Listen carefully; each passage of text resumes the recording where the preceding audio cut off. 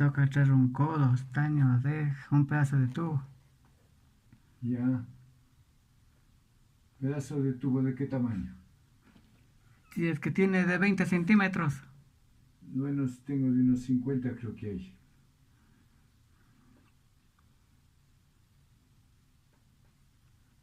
Sí, de unos 50 creo que hay. Porque parece que Codo no tengo. parece que el tubo es lo que se ha hecho hueco, el del cobre. Ah, Porque aquí arriba está seco. ¿y qué es esa cosa negra que está ahí? Y acá abajo sigue chorreando. ¿Y qué es esa cosa negra que está ahí? ¿Cuál? Más arribita del codo rojo. Esto. Ah, Es el que está roto, es aquí está roto. está roto. Ajá. Ah. Entonces de una vez que haga el favor, sí, arreglando.